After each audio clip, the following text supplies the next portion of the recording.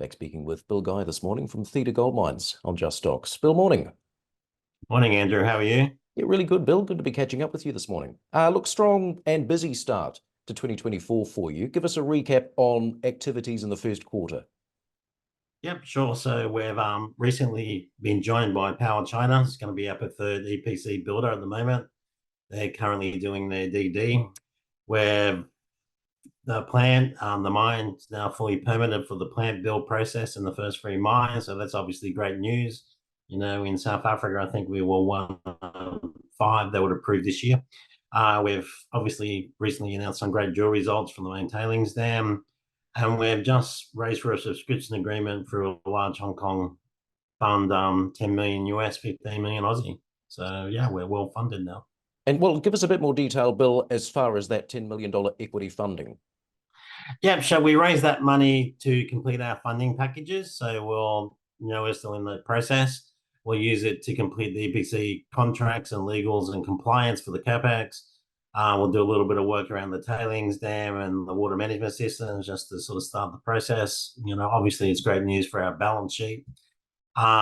We'll retire a little bit of debt, which means we have the project security can be transferred into whatever debt package is finally negotiated, and a bit of working capital.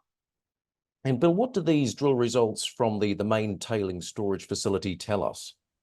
Yep, sure. So really what Power China has done is a very sort of 1980s DD, because they'll be joining us with a sort of delayed payment schedule. So they're just really firming up that we're telling them everything that we're telling them. So, they've been underground, taking their own underground samples. Now they've drilled the tailings dam, to validate, the 174,000 ounces sitting on the ground there. So the tailings sort of represent about 140,000 of that ounces of that. So they really sort of concentrate on that main tailings dam.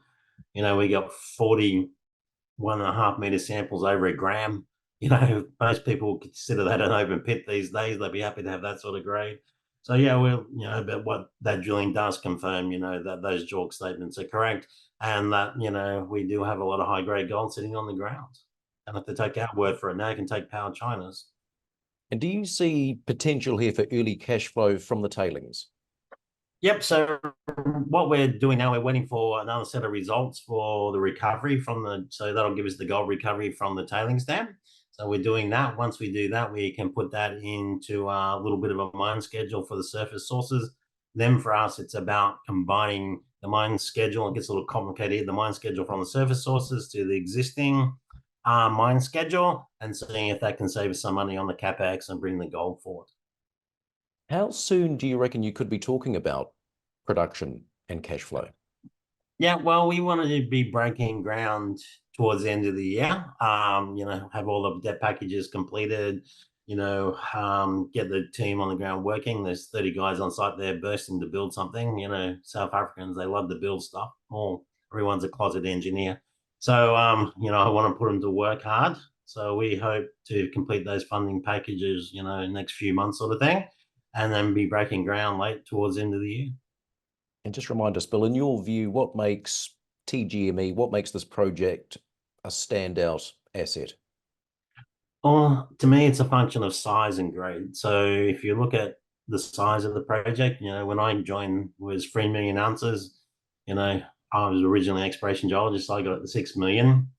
Now we've recently had Byron Dumpleton join us. He'll be playing a bigger role in towards the end of the year, and he'll be developing large scale exploration projects for us as well. So, to me, you've already got 6 million ounces on the ground. If you look at the Western Australian juniors now, very few of them can approach that number. And for us, it's near-term production. We want to be building something this year. And just as far as jurisdiction, Bill, for those not familiar, would you anticipate any challenges as far as developing and getting into production with this asset? Yeah, I think what we have done now with the permitting, that has removed most of the government issues, right? So as far as the government's concerned now, we need to get on and build this so that, it's a bit like sort of a Western Australian, the way use it or lose it. So we need now get on and build our mine. So we're in that process, obviously. Jurisdictionally wise, it is a complicated jurisdiction, but it does conform with all the United Nations sustainability goals.